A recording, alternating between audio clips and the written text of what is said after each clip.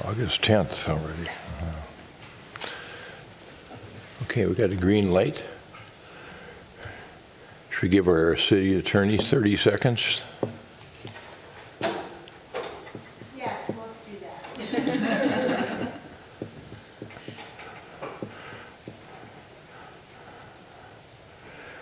We're going to let you sit but not get settled. All right, perfect.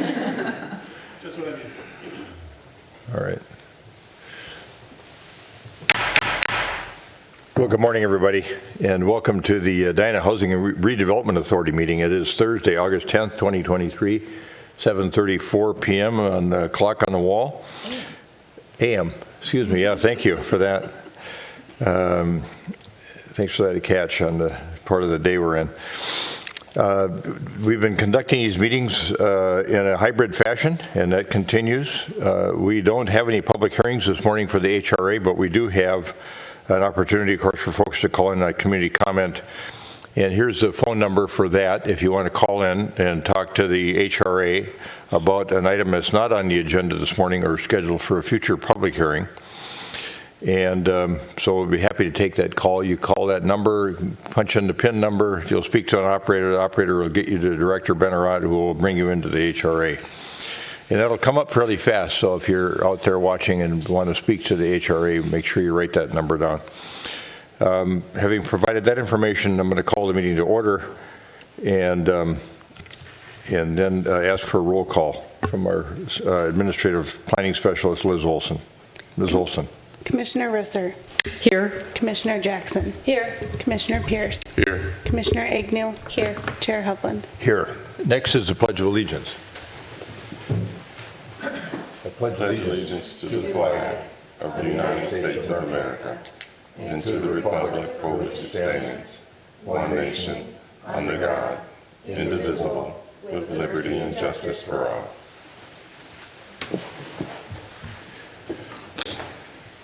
Thanks for that. And then we're moving on to the meeting agenda. We've had a request from staff to remove item 6D from the agenda. They're still working on that matter. So I suppose we technically have an amended agenda eliminating 6D.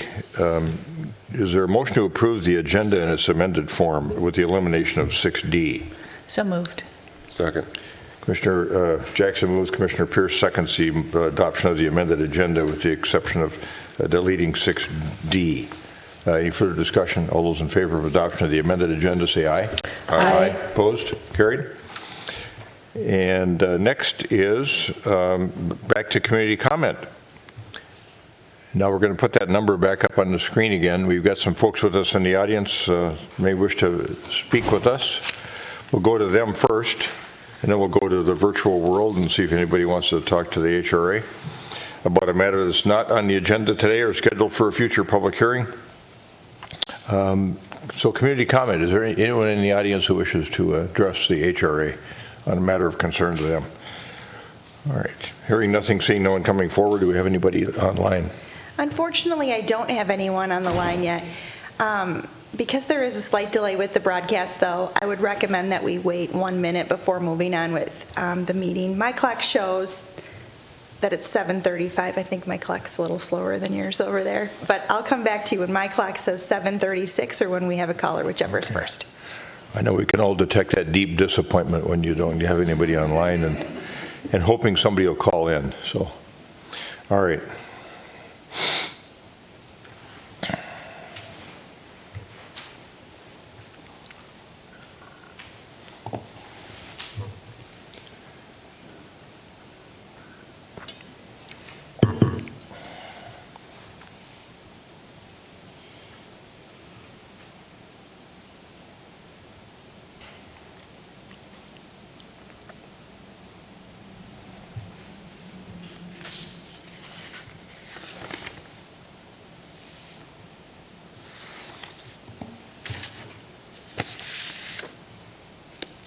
It's been a minute, and I still don't have a caller, so I think it's safe for you to move forward with your agenda. Okay, thank you, Director Benarad.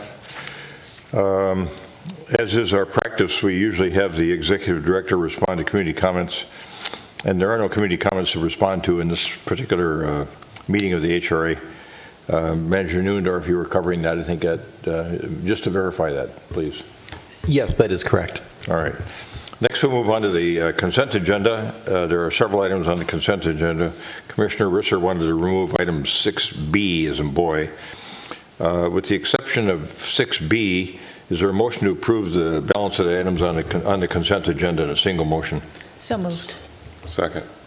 Commissioner Jackson moves, Commissioner Pierce seconds the adoption of the items on the consent agenda with the exception of item 6B, as in boy. Any further discussion? All those in favor of adoption of the motion as stated, say aye. Aye. Opposed? Carried. And then let's go back to 6B, which is a request for purchase. We've been doing, as folks know, in the community, work on the ramp down at 50th and France next to Lund's Byerly's. And we've got a change order request down there. Some further work was discovered to be needed, and I'll turn to Commissioner Risser now to see what her question is. Commissioner Risser. Thank you, Mr. Mayor. I did go over the Kimley-Horn report from November 2021 to look at the estimation of repairs, and it included both the south and the north ramp. And when I looked at the higher priority items that were recommended to be done in the summer of 2020, the cost for that was estimated at like around $400,000. And the initial request for ramp repair was about half of that. And then when I looked at the estimation for repair on the north ramp, we're talking, you know, $116,000 to $130,000, and that was combining both high and low priority items. And there were also medium-term repairs for the south ramp that were estimated, you know, and the total repair for the south ramp through the 2023 construction season got as high as $970,000. So when I look at the request to go from, I believe it was $220,000 up to in the $600,000 range, I understood why that was being asked for, but I thought it would be helpful to understand whether we have addressed all of the high priority items in the south ramp, and if there's going to be additional requests for money concerning the south ramp and the north ramp. Just trying to get a handle on what the cost of upkeep is on those two facilities, which do get used quite a bit. All right. Yeah, thanks for that question. Manager Neuendorf, can you give us some guidance on that, please? Sure, happy to provide some additional insight there. And then one of our facility supervisors, John Darso, is here, and he's most familiar with this particular contract. But you're correct, there is a lot of work necessary at the parking structures at 50th and France. They are publicly owned and available for public use. The responsibility to pay for most of the maintenance is borne by the property owners down at that business district.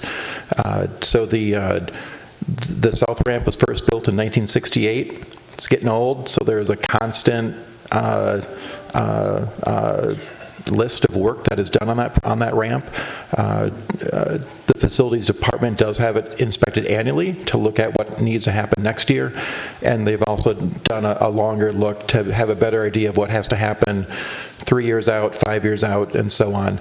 And that's the same in the north ramp. The north ramp is newer, built in 1992, expanded in 1998, and then again in 2018. So it's much, much newer. So that's why the scope of repairs there are typically less. And then one thing we didn't note here, in your question, was the center ramp. The center ramp was built in the 70s and torn down in 2017 and replaced with a ramp that is publicly available for use but maintained by that private owner. So right now our repair focus in our facilities team is really on that south and north ramp. But you're right, there is constant work. We should expect more work. We're almost done for this year, but there's constant work going on there. Not as invasive as this year. This is the first time in maybe 8 years we had to close down that ramp. But we should always expect to see the normal repairs happening. But for particular questions, I'd defer to Mr. Darso, who has insight about the contract. Good. Thank you for that, Manager Neuendorf. Any questions? Particular question about the contract? I think you might want to, Commissioner Risser was interested in this. I think some of the structural things that, Yeah, so at least that's what I heard in her question, Yep. is that make sure that it's safe for the public, I think, is what, we all want that, so. Did we address all the higher priority items that were listed in that report for the south ramp? Within that 2021 report, we did address all of the structural repairs that were needed in the north and the south ramp at this time. Within the south ramp, we had some additional, and part of that change order is some additional structural repairs to the columns. And just so everybody understands, that south ramp is also complicated because it was built in different stages, true? That is correct. Okay. A lot of that shoring, and the reason why we had to shut the entire ramp down was due to the columns around the lower level, but supported the third and fourth deck. And I remember when the third and fourth deck was not there. So it is an interesting thing. Okay. Thank you. That is all I really wanted to talk about. And we don't anticipate any more change orders with this project. Okay. And how about an anticipated opening date for the entire ramp? Right now, the entire ramp's open. We're just closing off parking stalls periodically just to do the painting of the columns that were recently restored. We had to wait a lead time for the curing of the concrete to happen.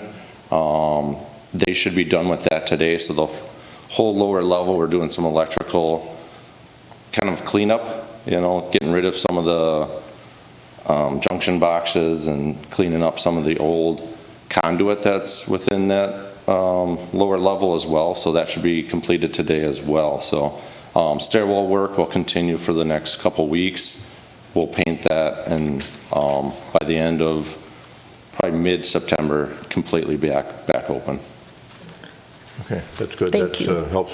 When I drive by there, it looks like people were parking on every level, but when I read the report, it said that part of it was still closed, so I was kind of confused as to was it all open or partially open? So thanks for that. It was completely open, and then we just closed off, like I said, where the columns were located on the lower level yesterday morning early to do the painting, the priming and painting of those columns. All right, very good.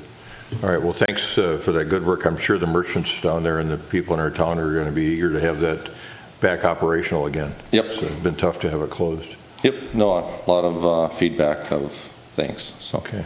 Thanks for being with us this morning. No problem, thank you. All right, Commissioner Risser, you want to move that matter? Yes, I move that item 6B be back in the consent agenda, or did we, Okay. move it for approval, thank you. All right, Commissioner Risser moves approval of the request for purchase on change order FC 22-11, the 50th and France parking ramp repairs. Commissioner Jackson seconds. Yes. Any further discussion? All those in favor of adoption of the motion as stated, say aye. Aye. Opposed? Carried. Okay, that takes care of items on the consent agenda. And we're going to go on now to reports and recommendations, which is another important part of our agenda this morning. And Manager Neuendorf has some interesting thoughts around a potential loan agreement with Hawkeye Hotels and Fifth Side Lodging LLC for our consideration.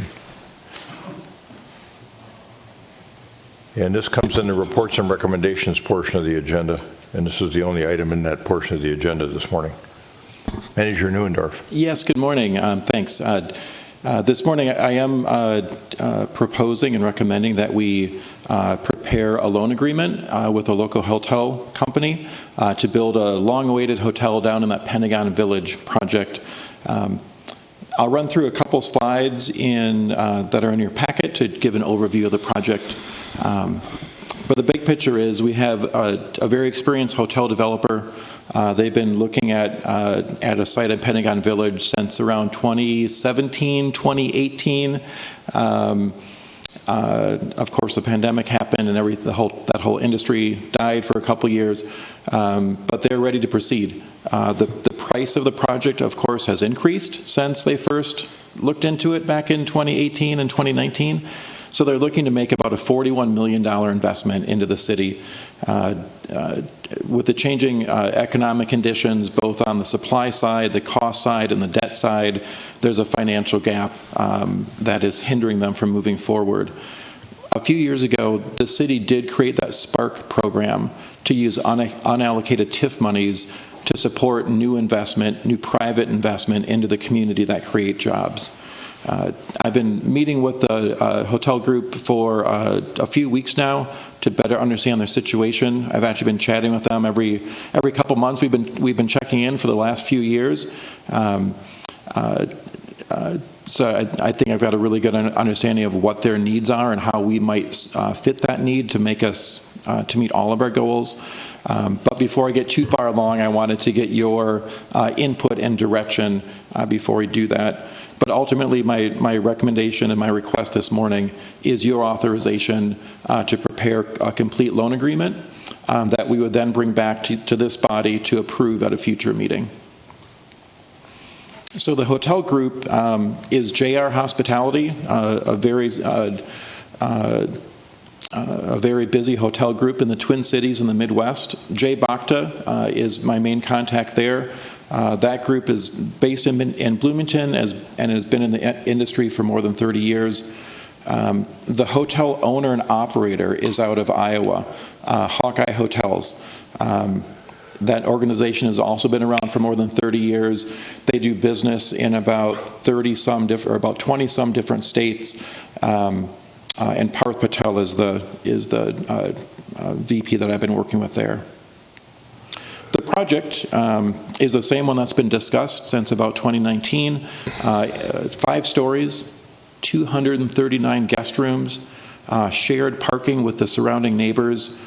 There's indoor guest amenities as well as outdoor guest amenities.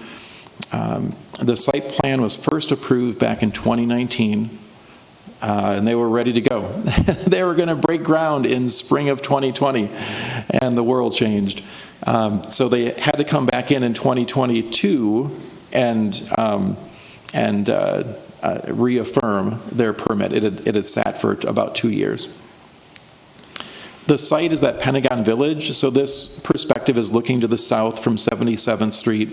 The hotel is right in the middle, to kind of the middle left of the image here. Pentagon Village is 12 acres. It's part of a TIF district. The city worked in cooperation with the developer as well as Met Council and Deed to bring down the old buildings, completely transform the site, put in roads where none existed, put in utilities where none existed, build a 1-acre park in the middle that the public gets to use and the developer maintains, and also a parking structure that the entire property gets to use as well as public parking in that parking garage, with the maintenance borne by the private owners. So that whole infrastructure was put into place back in 2018, 2019, and 2020. The retail on the front, the 2 smaller buildings in this image were constructed as part of the first phase as well. So the hotel is phase 2. A building in the upper left rear corner is phase 3, which should be opening in a few months. That's the Eddy Apartments. And then phase 4 is the smaller building on the far left that's currently under construction. And then the office building on the far right will be the phase 5. From the very beginning, that's been the most challenging, the most aggressive, the most bold piece. And of course, in this climate, it's even more difficult. But our focus is here on the hotel and how that pad is ready to be built on. Right now, there's great momentum and really good energy at the site. It'd be fantastic to keep that going with this hotel coming in. As I've been meeting with the developer on this, the problem is simple. It's the cost. Since they first secured approvals and bought the land and bid the project and prepared construction documents to build it, their cost has gone up 30%. So now their project is now about $41 million to build. Their primary lender is still interested. However, they've reduced the level of contribution that they'll submit as debt. So initially, the bank was going to provide 80% of the cost. The owners were going to provide 20%. And just with the change in the economy and the change in price, the bank has reduced their offer down to 75%. So right now, they've got a $2 million gap in their financing. They're nearly ready to go. They've been meeting with our building department for months, the architects. They were planning on breaking ground in September, early October. Now they've got a $2 million gap. They'd still like to proceed, but if they don't find a way to solve the gap, they go back to square one. Redesign the hotel, rescale it, go back to zoning. It would be delayed for years. I would love to help get this project moving. So some of the HRA objectives, as well as some of the outcomes we've identified in our SPARK program, is to support new private investment in Edina. Our focus is really on redevelopment, since that's pretty much all that happens in Edina. With this project moving forward, we of course would make a dramatic increase to the property tax base. We'd also create a new source of tax revenue in the lodging tax and the sales tax that helps the park and our marketing programs. We would also create permanent jobs. About 30 to 40 new jobs would be generated at this hotel site. And if we use our SPARK program as we had first hoped and laid out a few years ago, we'd be able to provide an interest-bearing loan to this project. And when it's repaid back to us, the HRA could use those proceeds in a future revolving loan fund to help the next project, and then the next project, and then the next project. So that's a goal we've had for a long time, and now with SPARK, we actually have a way to fund it.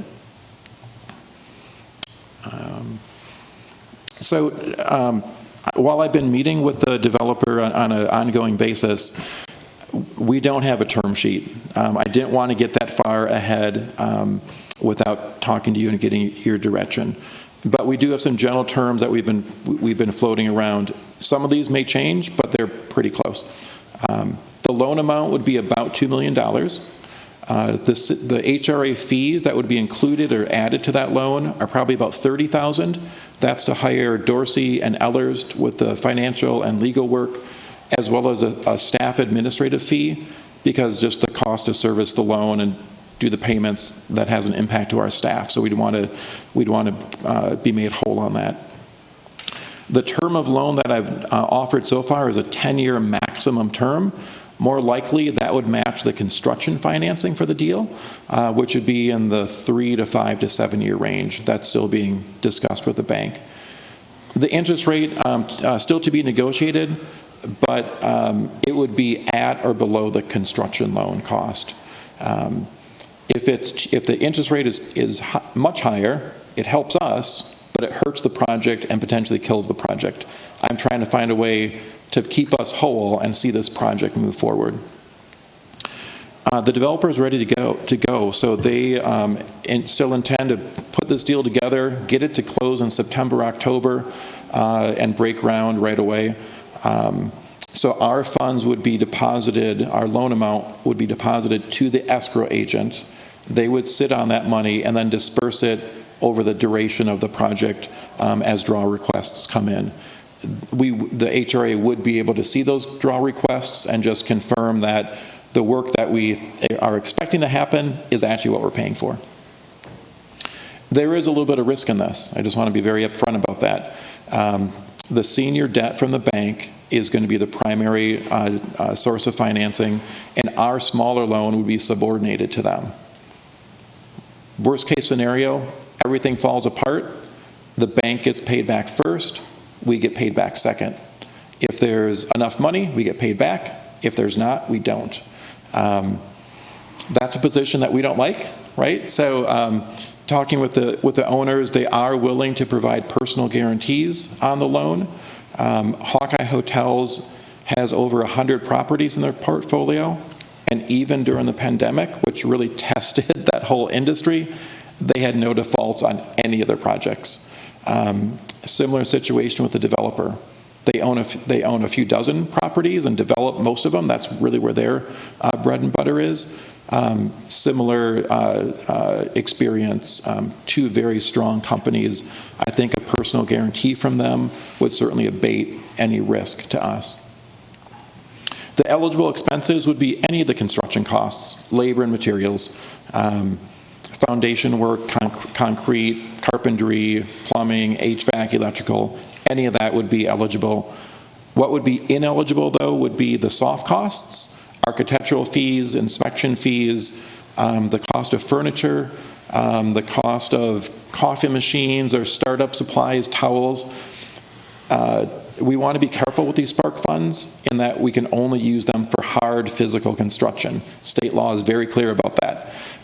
So we would mimic that in any loan agreement with them, that the bank or their other sources of funding would pay for those soft costs that we just can't support. Repayment of the loan, that would also still to be fully negotiated. We'd be aiming at doing a traditional principal and interest payment, just like any standard mortgage or loan.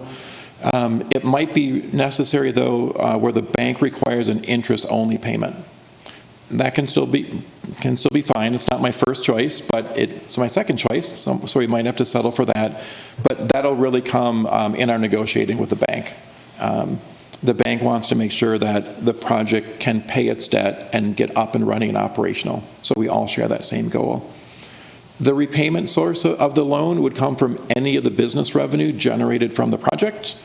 There would be no forgiveness. Some of our other loans we've forgiven because they've achieved other community goals, and this one is just a loan, so that it would be fully repayable. We'd also arrange terms so that if they refinance the project midstream, or if they sold it before they got to their permanent financing, they would pay us back first. And similarly, when they convert from their construction financing to their permanent financing, we would also be paid back. So our intention is not to have this loan linger for 10, 20, 30 years. It's to get the project built, get it operational, and then we get out. A lot of common things, late fees, there'd be late fees. Default conditions would be our standard default conditions. We would put a deadline to complete the project. Right now they're aiming at spring of 2025, assuming that they can break ground this fall. And in our loan agreement, we would demand to see evidence of completion to our satisfaction as well as the bank's.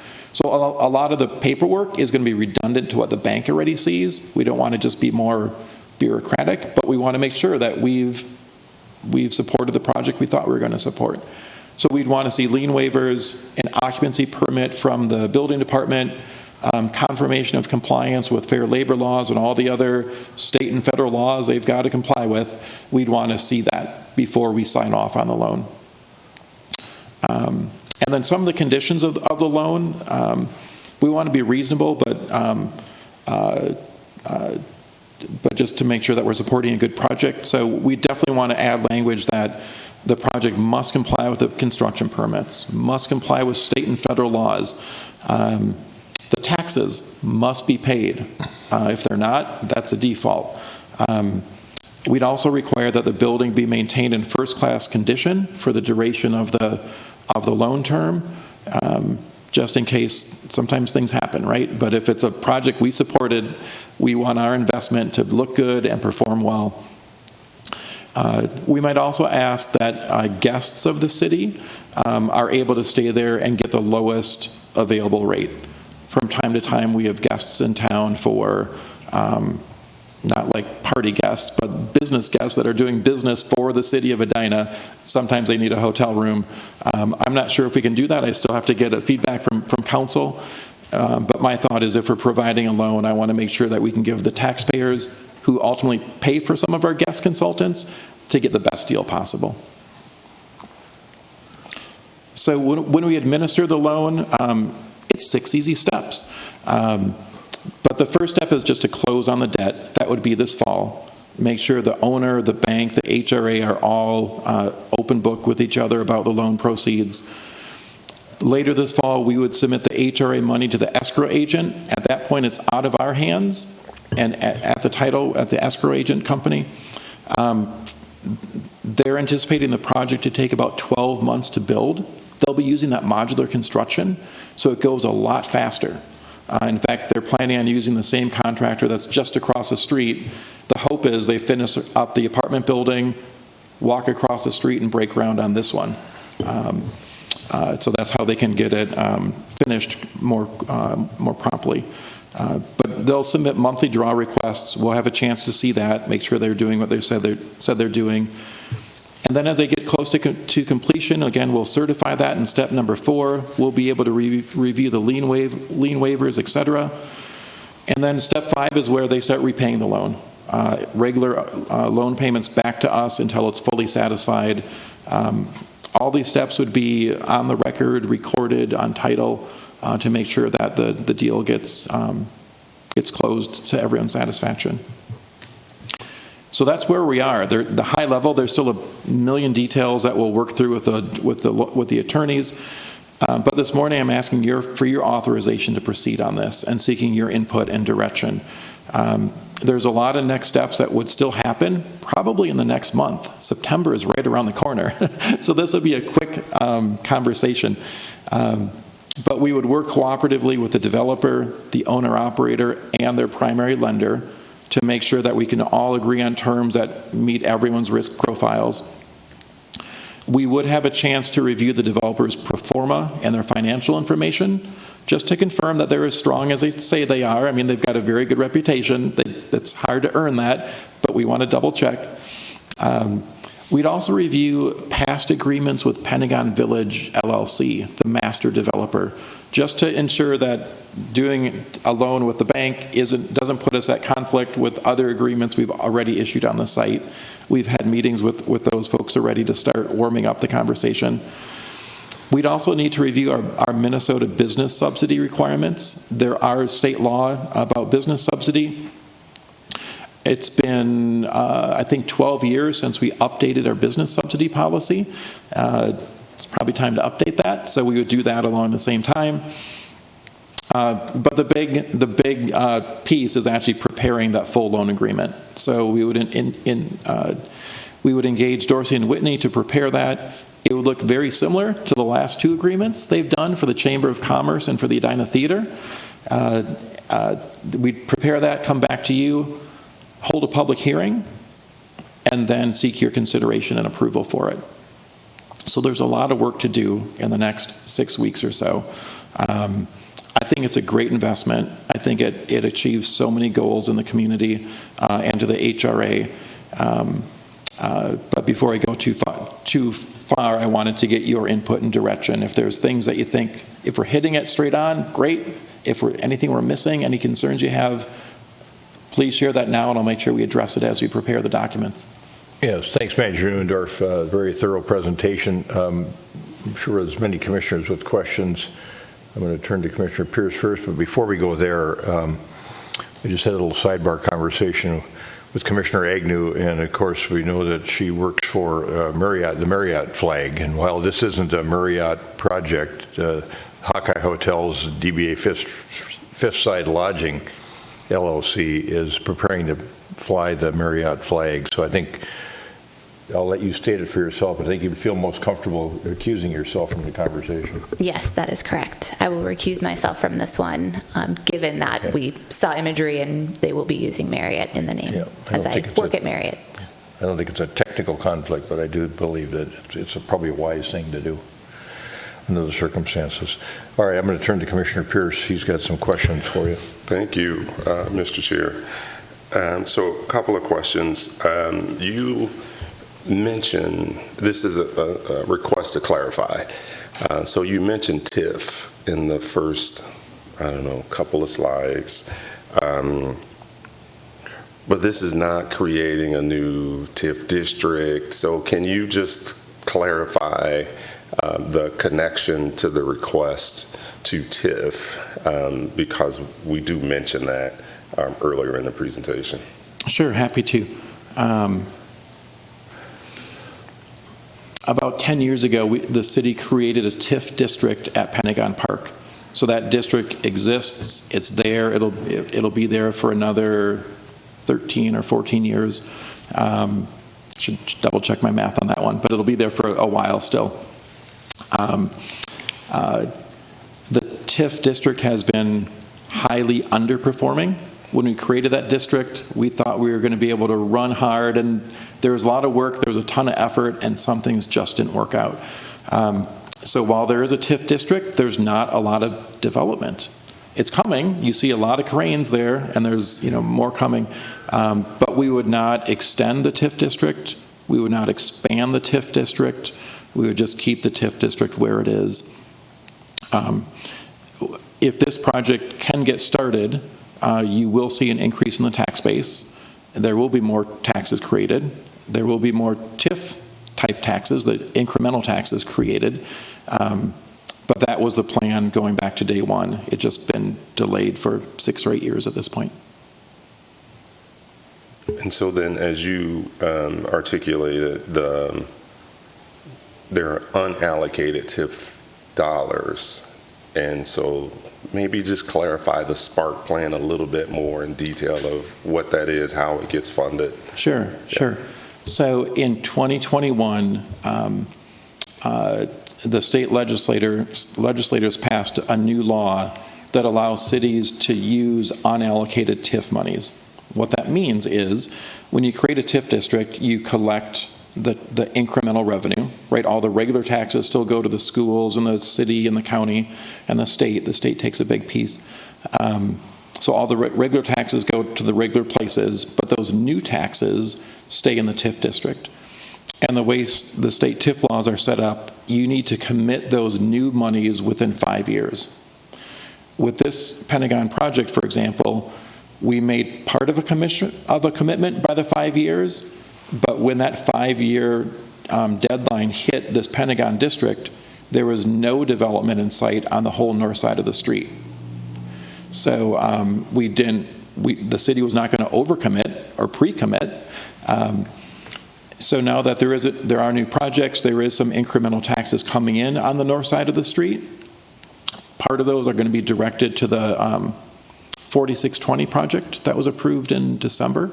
But the point is, with the unallocated TIF monies, they're monies that have already been collected. We also had a similar situation in our Southdale 2 district. We had collected the money. It was sitting in a bank account or invested somewhere. But there was no legal path for us to spend it. It was sitting there. It had already been paid by the mall and Lifetime and RH Gallery and Macy's and everybody else. And so with this special law, the state Senate or the state legislators gave the cities the authority to spend that money on new projects, provided it did 2 things. Built something physical that increased the tax base and created jobs. And so in Edina's Spark Fund, we called it the Spark Fund, we had about $9.6 million that we had available that were already collected and paid by the businesses. And with the Spark Fund, now we have an opportunity to invest it. And so there's no new taxes generated, there's no new taxes levied, and there's no new TIF districts created with this money. It's just taking the funds that we already have and being able to invest them in our community in a manner that achieves our goals. Yeah. And then the follow-up to that, if those funds are not allocated, they go back to the county. So talk about that a little bit. Yeah, good point. So it's a use it or lose it type of situation. The state law gave all cities, not just Edina, but it was for every city in the state, they have until 2025 to use those monies. Any monies that are not committed by the end of 2025 will be returned to the county. Nothing against the county, but I think our preference would be to have us direct how those taxpayers or how those tax monies that are generated in Edina get spent in Edina. So one of the goals as we talk about helping businesses and helping the community here is to find some larger projects that we can help with their investment. $9.6 million is a large pot of money. So we've already committed a couple million to the to the Finch project on 77th Street that'll help improve access to the park, as well as the surrounding properties.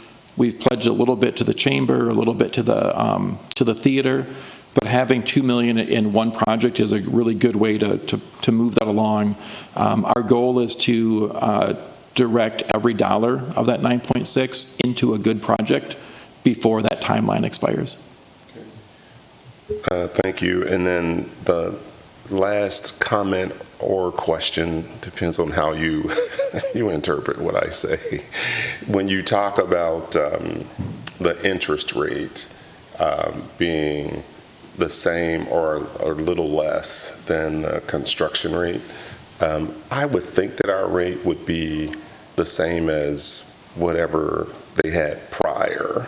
But I don't have any insight into that. It just feels like we wouldn't be giving a break on the rate, just on the surface when I go through this. So I don't know if there's a question in there or not, but We'll do our best to get the best rate we can and still get the deal signed. Yeah, thank you. Commissioners? Thank you, Jackson? Mr. Chair. Yes, so just to follow up on that, since we're taking on a little bit riskier loan than banks are, I would strongly encourage getting that interest rate at the same rate. If you look at it in terms of risk, maybe it should even be higher. So if we can match that construction loan, that would be my direction, because we are taking on a riskier loan. So that's the first thing, just to follow up that. Then I have a couple of questions. One is about just the terms of what we're going to be looking at and negotiating. One thing is, will the documents that you're looking at include looking at those personal guarantees fairly closely? Because I want to make sure that, they're not all their assets in LLCs that couldn't be reached. So just sort of understand the depth of what that means. Okay, so that's one thing you'll be looking at. Yes, yeah. So right now, you're right. The way these real estate deals are structured, this project legally is called Fifth Side Lodging LLC. And if it fails, it fails. It's not going to fail. It's going to be fantastic. But Hawkeye Hotels is the parent of that. So if there is a failure in the LLC, there won't be any money left to pay us. So our guarantee will be with Hawkeye Hotels as an entity, as a corporate entity, or with the owners that actually own that entity. The bank has some collateral. They'll have the land. That's worth $3.6 million. But the bank is putting out a $35 million loan, and they've got $3 million in collateral. So we'll put out a $2 million loan, and we'll have $2 million of guarantees. But we'll make sure we look through that very thoroughly. Okay, terrific. Thank you. I'm sure everything will be great. I just have to ask the question. Do you know if prevailing wage will be used on this project? I don't know that. I'm not aware. I'd be curious to find out. So the second set of questions are around kind of what the cost of this not going forward has been. So, how much, what's the cost? I have found my question is cost of delay, and that was early in your presentation. And I think, we're looking at, if we delay this and not move forward, we're looking at $2 million. The costs will go up over time, and the gap will only grow. So the sense of timeliness, I think, is important, so that it's not just that gap. If we delay, is that correct? In the last couple years, the cost has gone up 30%. Yeah. I mean, that's extraordinary. We don't expect that to happen again next year. But of course, there's that typical inflation increase that we should fully expect. So that'll be a burden on the cost side. The other cost is the cost to not build it. So right now, the property taxes they pay are virtually nothing. It's just a vacant piece of dirt. So they do pay a little something, but it's not much. They pay zero sales tax to the city, so nothing to support the parks. And they pay zero lodging tax, so nothing to support the city's marketing and tourism industry. They create zero jobs.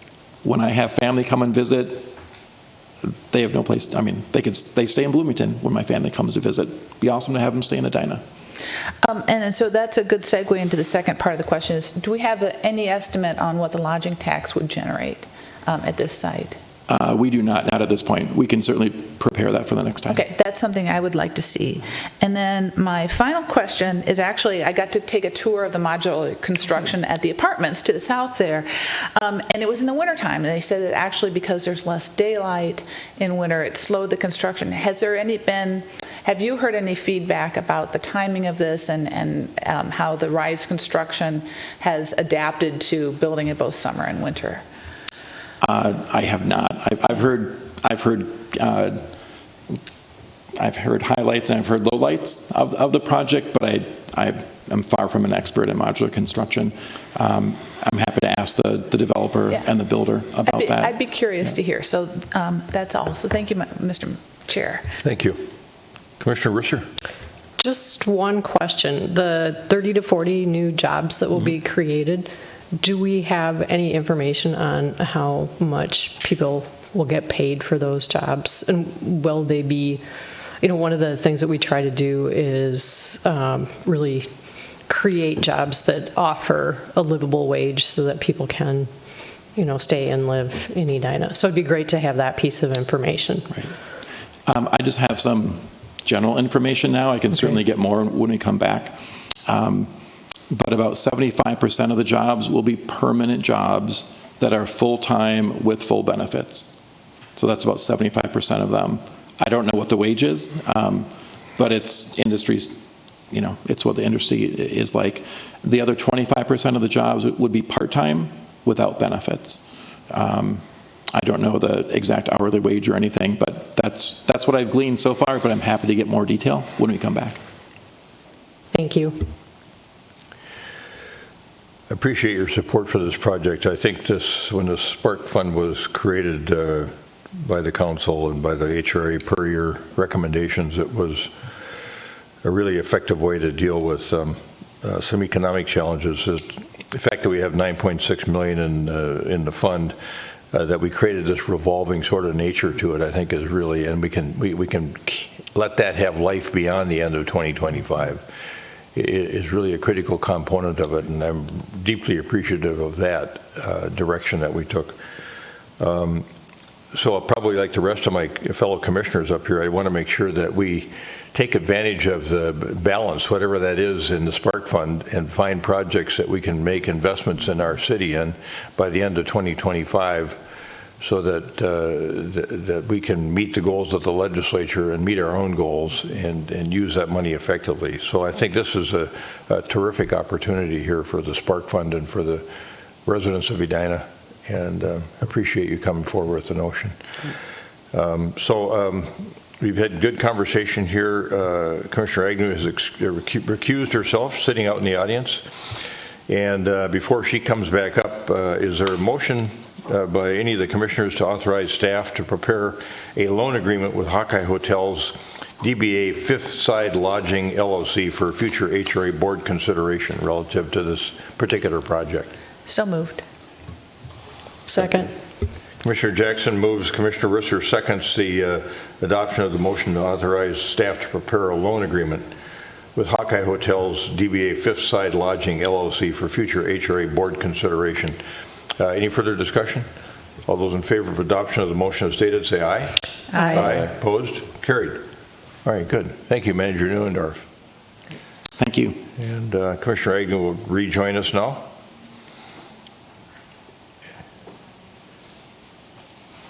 And then we're going to switch over to you with regard to some project updates. And I think yes, look forward to that as well. If you'd like, we had a project update on the last agenda, and we just ran out of time. So I'm happy to walk through that just with some highlights. Stop me if you want to know about anything else, and I don't have every detail, but happy to walk through it. I do have some slides, but they really don't match up with what I'm going to talk about, so maybe if there's something relevant, we can pop it on. But in the project update, we try to do this at least twice a year, just to keep an eye on the big picture. So these are projects of interest to the HRA, right? So it's not every project in town. It's not future projects that haven't even submitted for zoning. These are just projects that are either in a TIF district, projects that we support, or projects that we own. So it's pretty limited. But still, with that, it's like 5 pages. So as always, there's a lot happening in Edina. I'm going to start off in the Grandview district. We've finally seen some major progress on all that infrastructure work that's been happening. So last week we installed the pedestrian bridge over the train tracks. We had almost a 2-year delay waiting for a flagger from the railroad, and he was there on Friday, and that was great. So we were able to get the big crane, pick up the bridge, plop it over the tracks, and set it down. And so that's the biggest piece and the most obvious. The project isn't done, so we're still doing final work. We have to put in an ADA ramp to get from the bridge to the parking garage. Most of the landscaping is in, but none of the safety railings are in. So that's why you see lots of construction barricades there and tape and whatnot. There still has to be guardrails and all those safety features. The electrical, the lights are there, but they're not hooked up. So give it a little bit of time, we'll get it finished. And again, the intention of that bridge is to connect the parking structure that's on the west side of the tracks with all the properties and the businesses on the east side of the tracks. And so there's about 270 parking stalls that are used sometimes, but meanwhile, Hilltop is bursting. When there's a big funeral, their parking lot is bursting. We've got the new construction on the public works site. Opus Corporation is in for another new project. So this is a link that allows people to get from that parking structure to the other side of the tracks. All right, before you move on to the next project, Commissioner Risser has a question for you related to that. I understand the flow is from the ramp coming across the tracks moving east. However, logically, if you think about more development coming in, the Jerry's grocery store, hardware store, all of that, I think there will be a desire for people to go in a westerly direction. And the bridge gets you across the railroad. There is a ramp that takes you into the surface parking lot, but there's no way to exit that lot. If you were in a wheelchair, I understand there's going to be striping that'll take people to the base of the steps that go up to that private building, but the only way you could really get down would be to use the ramp that cars use to get up into or leave that space. And I really think that that's creating a hazard, because we can't control it. We can't say, oh, this is just for people moving in this one direction and only for people who are driving and using that lot. So it's a very car-centric vision, which is kind of ironic for a pedestrian bridge. And the other thing is, if you're in a wheelchair, you've got that problem. If you're on a bike, you have the same problem. If you go down the stairs, you end up in that parking space area that's also very busy. And so I'm wondering, what is the plan for getting people to be able to safely move to the west and access a sidewalk? Yeah, good question. It's a tough site. It's a very tough site. So if you recall, the initial plan or the initial vision 14 years ago was to do a street through there, an east-west street all the way from Vernon to Arcadia in front of the Hilltop. We studied that for 6 or 8 years before we finally realized it just doesn't work. And it doesn't work because of all the grades that you mentioned. In order to get a street that works with sidewalks and accessible and bike lanes and all that, we'd have to tear down the ramp, tear down Jerry's office building, and tear down the brand new Walgreens drive-through. We don't own Jerry's office, we don't own Walgreens, and that ramp's in really good condition with a big infrastructure piece underneath it. So at some point we realized a street just doesn't work. And that's how we morphed from a traditional street to just a pedestrian facility. This is phase one. So in the design, there is There were a lot of discussions amongst the design team of how to extend the bike route without going into the garage. So the way that the designers left it was if you go west, I don't have a picture of the bridge, but if you're going west on the bridge and you get on the other side of the tracks where the stairway is now, the ramp, if you go to the south, you go into the parking structure, there's a gap where if you go to the north, you could extend and do a bike lane, like an ADA-friendly bike ramp going to the north. So that's how we decided to leave it as a future thing. Why we didn't build it now was a dramatic increase in price. We'd have to make some provision to Walgreens because it would affect their loading dock.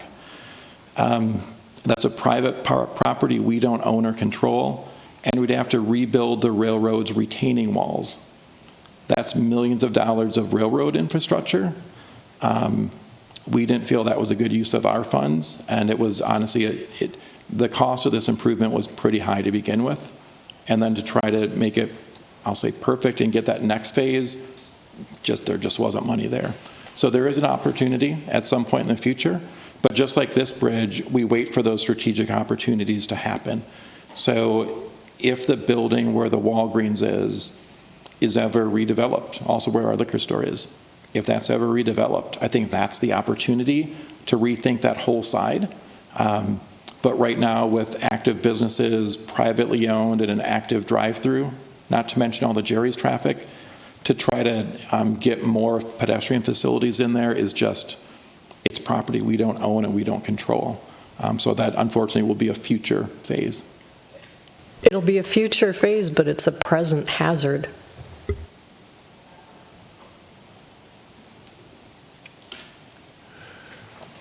So if someone is using that parking ramp behind Jerry's and they've got someone with them that has a disability, they're wheelchair bound, and they want to go over to, let's say we have a concert in the new park, how do they get there? If they start off where? Start off in the ramp. If they start off in the ramp, they park in the handicap, they drive into the ramp in a van. They park in the handicap spot. They exit the van, go along the walkway that's built for them, and then use the ramp to cross the tracks and get to the park. That's what the bridge is intended to do. That's what it's designed to do, and that's what it's being built to do. But if someone's coming from 3 blocks away, we didn't build that sidewalk. All right. Could they also stop in Arcadia and access the park by offloading someone with a disability? Sure. Yeah. When the park is built in a couple of years, there still will be street parking on Arcadia. All the new infrastructure that's gone in is fully accessible. That's why, if you look at it, it's designed that way intentionally. The park will be designed to be fully accessible, so you could get dropped off right in front as well. I know I walked over there yesterday morning after a breakfast meeting at Hilltop, and the bank is still steep because we haven't gone to phase 2 with Jester's, and so I know that grade on that hill will soften. And it's my recollection from the design phase when we went through this approval process was that entire meandering sidewalk that we see up to the right side is all ADA compliant and will allow people to get down into the park or down to the restaurants. Correct. We have to be a little bit more creative. Wish we didn't have to. Commissioner Pierce. Just a point of clarification in Commissioner Risser's comment. Are we saying, so if you're going from Jerry's to the park or to Hilltop, everything works fine. You park, you go across the bridge, or you go down into the park, and then when you're ready to leave, you traverse the same path back into the ramp and you're fine. So is the question then, if you're at the funeral home and you decide you want to go into Jerry's, and you're in a wheelchair, you traverse the same path, but once you get back to the ramp, there's no safe way to exit the ramp to go to Walgreens or Jerry's or whatever. Is that what we're saying? I think that's the concern. Yeah. Okay.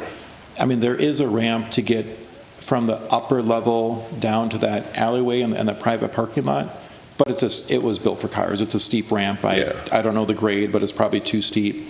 I think most wheelchairs could do it. Yeah. But if it's a manual wheelchair, you could get tired going up the hill. Down's easy, right? But you have to stop it. So that's why the grade is regulated, so you don't roll too quickly.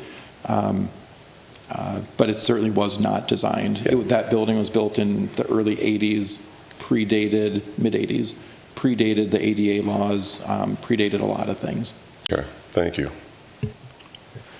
Commissioner Agnew. Thank you.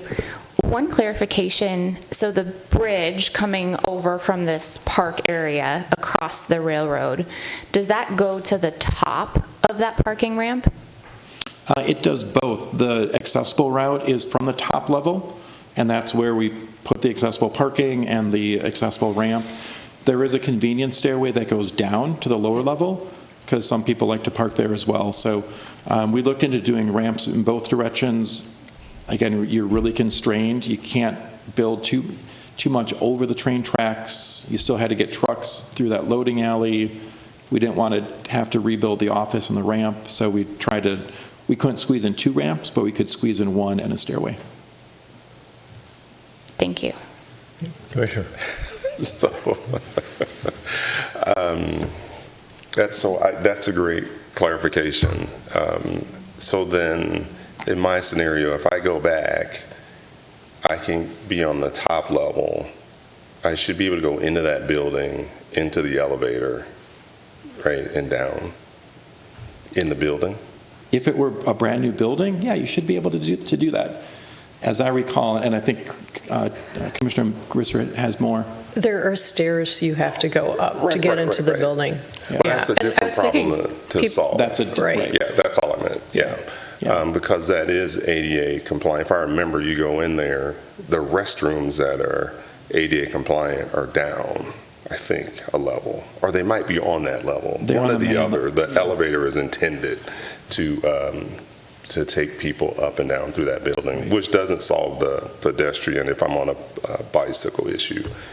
And then the last thing I'll say, this is an update, not problem solving, so I'm not going to ask any more questions on that one. Commissioner, did you have a follow-on? Yeah, and I like the scenario you gave, but I was thinking more in terms of people from the senior cooperative wanting to buy groceries at Jerry's and just walk over or roll or whatever. But my understanding is with ADA compliancy, that building is a private building, and technically, I think, yes, I believe there is an elevator in there, but if it's a private building, that you need to have public space for the ADA movement. Maybe this is something that I don't know. Well, we can certainly have a conversation with the owners of the building. So might be a good opportunity to do that. It's something we can look into further, but the reason that we built what we built is that's what our budget allowed.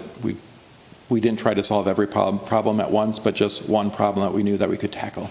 But there's any number of other things we could tackle in the future. You know, I will say from having walked over there going east to west on the sidewalk, and there's already plantings there. Some nice landscaping that's been done. It has a really wonderful feeling to it as you move east to west. So I think we're on the beginning of something that's really special here. As long as we're on this rendering, why don't you give us an update on Jester's and the senior co-op? Yeah. So things are progressing on both the senior co-op as well as Jester. They're progressing at a slower pace than we had first thought. We continue to learn that when you try to get three different partners to work on the same property at the same time, it gets more complicated. So my point is, expect an amendment coming forward at our next meeting. We weren't done this morning, to push the dates a little bit. The update on the housing is that they've been in their early interest mode, marketing mode for months, having great response in the marketplace. This week they go live, converting those people that have expressed interest and put a small deposit down to show their interest, to convert them to sign a sales contract. So they'll be kicking off, or they did kick off their pre-sales mode this week. In order to get the HUD financing to build it, they need 60% of the units pre-sold. So that's about 56 units. So that's what they'll be working on for the next couple months. Our current contract anticipated things could just get worked out a lot faster, and they haven't. And the contract calls for the property to be sold by December 31st. They won't have their HUD financing until spring. So they've asked to defer the closing until they know they've got the sales and they know they've got the financing. That's the intention that we've had all along, but the amendment will generally say, it'll ask to move the closing date from the end of this year till spring of next year. Other than that, the deal's the same. Project is the same. The sales price is the same. The responsibilities are the same. And then we've been having a lot of conversations with the contractors for both the restaurant and the senior building, because it's a tight site, and so they'll have to work a lot with each other. So we're still working through schedules. We'll know more once we have that pre-sales pace, once we figure out how fast those are selling. But all the parties agree there's a way to work together. It's going to be tight. At one point, for a long time, they entertained having the same contractor build both buildings. There'd be just less commotion, but they're two very different types of buildings. And so they decided that each property would have their own contractor. So we're still working through some of those logistical details. But all parties are, frankly, chomping at the bit to get the sales locked in, get the financing going. The city has withheld any additional design work for the park until we know that these are on pace to get built and on schedule. The funds to build the park are the sales proceeds from selling the land. So we don't want to get over our skis and design the world's most perfect park that now we don't have money to build. So we've got our design team queued up. We just ask them to pause a little bit until we see the timing from the other two parties. Mr. Jackson has a question for you. Yes, thank you, Mr. Chair. So with the pushback on the agreement to the spring, does that change the construction schedule? Does that also push that back, or were they planning on building that summer irrespective? No, they would only build it if they have financing from HUD. I understand that, but when we originally set the contract, were we thinking it would be spring of 2024, they would break ground, and if they get the financing, will it still be spring of 2024? Are we also pushing the whole thing back another 4 months or so? Yes. Yep. Yes, we are. Yeah, so we're pushing it back 4 months or so. Right, so they'll close in May. Initially, we had hoped that everything would go a lot faster. Yeah. And we could actually close on the land and break ground next month. That was the initial goal. And we pushed it back to December just to give us some wiggle room. What we found is that it took a lot more time than we expected. So it does push construction back. But honestly, no one would break ground in the middle of December anyway. So rather than being ground broken this spring, or like right now, this fall, it'll happen next spring. Okay. So that is a slight delay. Okay, thank you. All right, good. Why don't you continue on with your project update, please? Yeah, in the same area. I mean, we're at City Hall this morning. You've seen all the construction work out there. The contractors are doing an amazing job getting that roadway rebuilt, while still letting people get in and out of City Hall, letting the police department get in and out, and letting a construction crew get in and out of that Reuter-Walton building. That Mason Green apartment building is slated for opening at the end of this year. They are also working with a restaurant to open up on the first floor. Jester Concepts also will be building that restaurant. They really like Edina, so that's good to see. So expect more construction on that private building. Chad Milner, our city engineer, tells me that the road will open in time for school. That was the plan all along. You'll notice the curb lines are a lot different, and there's much more green space in front of the apartment building than there used to be, because the road, there's that humongous intersection. We narrowed that intersection to make it more grass and less pavement. So when that road reopens, the curb will be in a very different place. I've also been working with the developer. They have some great public art sculpture that will be erected right in that corner. That was part of their TIF agreement, was they would spend at least $200,000 on public art in that area. And so that should also be installed this fall. So that should really be a transformational project for that site. Let's see, jumping along in other things. Some good news on some of the projects that we started prior to the pandemic and finally finished. So the Nolan Mains project at 50th in France, this May they signed their last lease on their last commercial space. So Cooks at Crocus Hill moved into that first level of the north parking ramp. Soul Cycle had originally intended to go there pre-pandemic, and with the pandemic they terminated deals in fact, every deal across the country. So it took a while to unwind that contract, get the new tenants going. But with Cooks and Bellecour Bakery in there, Nolan Mains is fully leased.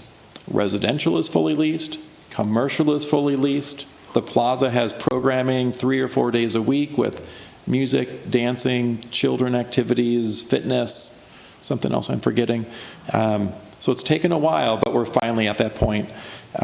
So I think there's a great social benefit of that. From the financial perspective, a fully leased building pays a lot more taxes than a half-leased building. So it's great to cross that threshold. And then on the similar pace, the Lorient building up at Sunnyside in France, near 45th, reached the same milestone. They had a yoga studio that was their last tenant. And they had a retail that was their last, but that building is also fully leased now, which is great. I don't know if their residential is 100% leased, but their commercial is. Both of those are TIF agreements, and so as they're fully leased, we'll continue to make payments to reimburse them for their eligible costs. But obviously, both of those are transformational projects. Up at the Lorient, you've got the wider sidewalks, all the telephone poles and electrical poles that used to block the sidewalks, you notice are now underground for 2 blocks. We had part of the TIF agreement was if the developer was going to do it for his property, he had to bury the lines like half a block south and half a block north. So those sidewalks are much broader. It makes for a little bit more pleasant pedestrian experience. But it's nice to have those behind us and finished. In the greater Southdale area, couple big projects. 7250 France Avenue, the office building. Ideally, the developer was going to break ground in July. It's August, and you notice they haven't broken ground. The capital markets are not friendly to office buildings these days. So the developer is not giving up. It's not a dead project. But the construction of that office building that we said we'd support with TIF for all the public stuff will be delayed probably until next spring. Right now, the markets are just not friendly. If you can get a bank to give you an offer, the terms are not doable.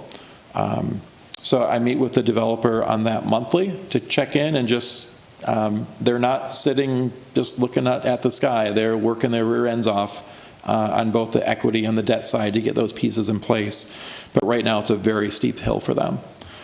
And then across the street at 7001 France, where the U.S. Bank branch is, Mortensen Construction is seeing the same thing. So on the 7000 site, they've got the office building and the residential.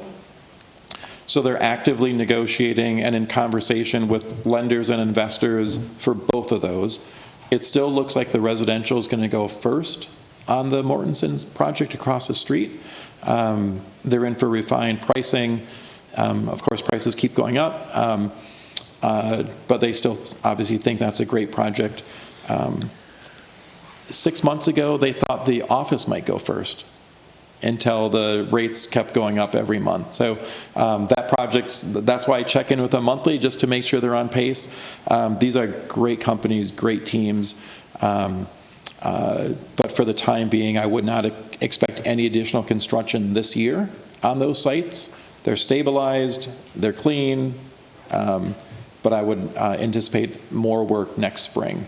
So slower than we thought, but that's where we are right now in the markets.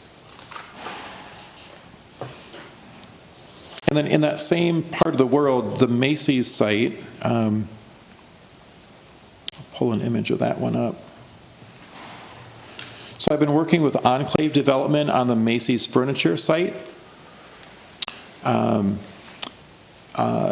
They still have it, Enclave still has it under contract, but they learned a lot through our sketch plan process. I really think that's a good thing to get input from a variety of folks. So they will probably be coming back with some changes to this plan that are a little bit more, that take some of the public comment into consideration, and also the changes in the marketplace. The biggest public aspect of this is to see if we can do that pedestrian crossing to link the west side of France and the east side. So actually at our next HRA session, we intend to have a work session to give you a more full update on that. We don't have a solution. We've got a lot of ideas. We've collected ideas from a lot of folks, but we will give you an update at our next meeting. And then we intend to go live on the Better Together Edina website and get more public input on that. Because right now it's been pretty technical, and so we want to open that up for public suggestions and ideas. The goal for the pedestrian crossing is to have the city decide on a general direction by the end of the year. Both developers are interested in working with us.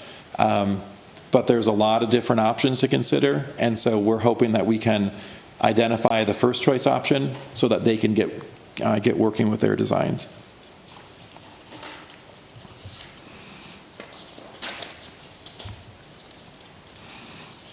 The last comment, I'm sorry, two things, then I'll finish. The fire station number 2 site, that'll be coming to you for zoning approvals and site plan review. As that site has been designed, we're still anticipating that there will be a second phase of something. Is it public? Is it private? We don't know. But in the past, the city council has usually deferred to the HRA as far as how to deal with a land transaction if we are going to consider a sale or a lease. So right now there hasn't been any decision by this group sitting as a city council, but I put that on our list just because that's a really good redevelopment opportunity for something. Right now we're really focused on getting the fire station designed, approved, and built, but in the next couple of years we should still think about what we want for the rest of that site. And then just the last update I wanted to give is on the Edina Chamber of Commerce and their Innovation Lab. So that on the agenda this morning, you approved a minor amendment to their contract.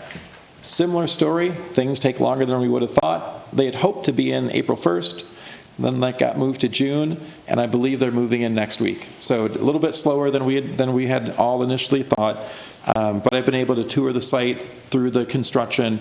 It's looking amazing. It's going to be a great asset for our whole business and entrepreneurial community.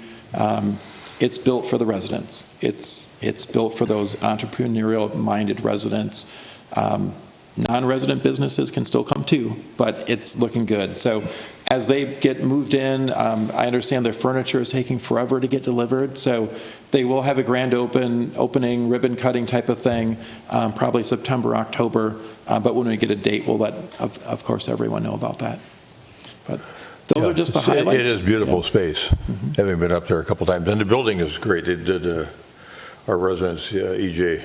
Anderson did a great job on renovating the building, so it's just a real wonderful addition to our community. Right. Commissioner? Yes, thank you, Mr. Chair. So on 4040 West 70th, is that proceeding according to schedule? And then you've got a blurb in here about the bike trail, and if you could answer those two questions. Yeah, I'll defer to Stephanie Hawkinson on that one. Hello, Commissioners. Good morning. Yes, 4040 is proceeding on schedule. They expect to get their certificate of occupancy on October 25th. Don't write that date in concrete yet. They have a leasing office opened up at Pentagon Park area. From my understanding, they have 300 residents interested in 118 spaces, so they expect to be fully leased up prior to opening. Okay, terrific. And then on the bike trail across the street, do we know the timing of that? My understanding is they're trying to cooperate and time it with the opening of 4040 so construction vehicles can still get on site. So, that's a question for Chad. But I believe this fall, from my understanding. Okay, so it will come subsequently? Yes, Okay, my good. understanding. All right, thank you so much. That's all. Thanks for that update. Anything else from commissioners? Okay. All right. Any HRA commissioner comments for the good of the order? All right. Is there a motion to adjourn? So moved. Second. Commissioner Jackson moves. Commissioner Pierce seconds the motion to adjourn the meeting of the HRA this Thursday, August 10, 2023. Any further discussion? All those in favor of adoption of the motion as stated, say aye. Aye. Opposed? Carried. We stand adjourned.